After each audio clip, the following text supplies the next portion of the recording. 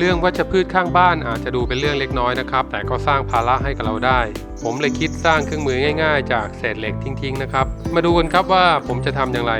เริ่มจากตัดเศษเหล็กยาว10เซนติเมตร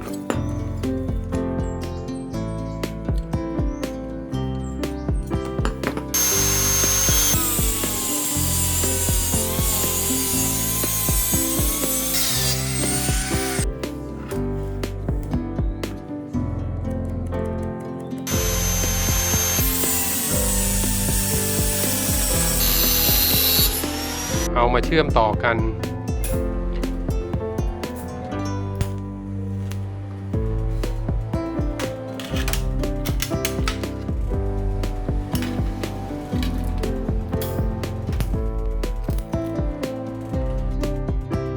ติดน็อตที่แกนกลางนะครับเพื่อที่จะใช้ยึดกับด้ามจับ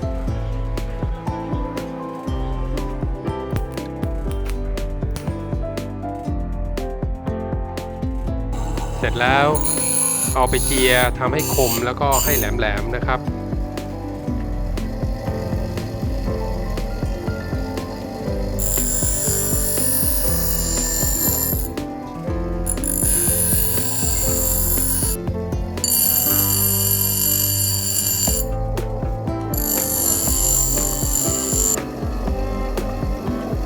หาฝาท่อ PVC ครึ่งนิ้วนะครับมาเจาะรูขนาดให้แกนน็อตเนี่ยผ่านได้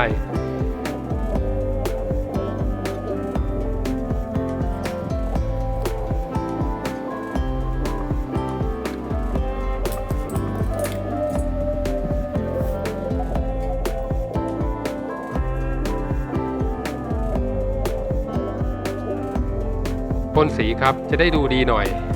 เจาะรูฝาท่อยึดกับด้ามจับผมใช้ท่อ PVC ยาวประมาณ1 เมตรอันนี้ก็แล้วแต่นะครับว่าจะใช้ยาวหรือสั้นเท่าไหร่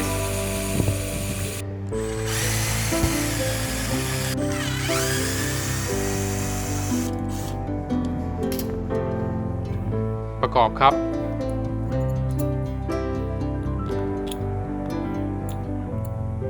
ขันให้แน่น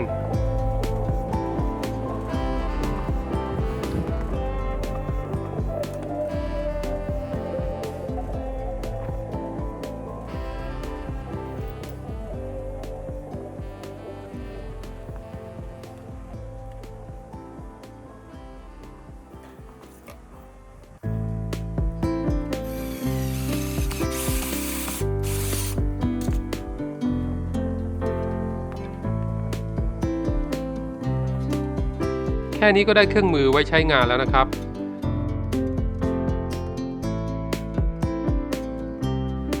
ดูการใช้งานครับ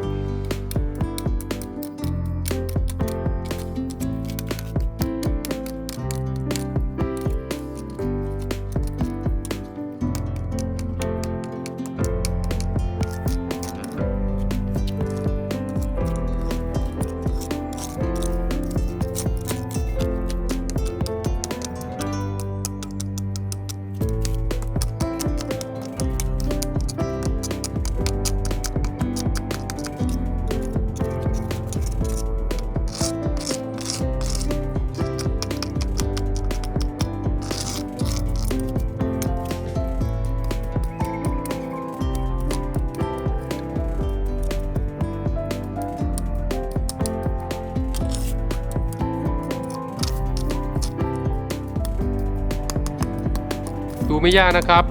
แต่ก็ใช้ประโยชน์ได้ดีทีเดียวพบกันใหม่ในคลิปต่อๆไปนะครับ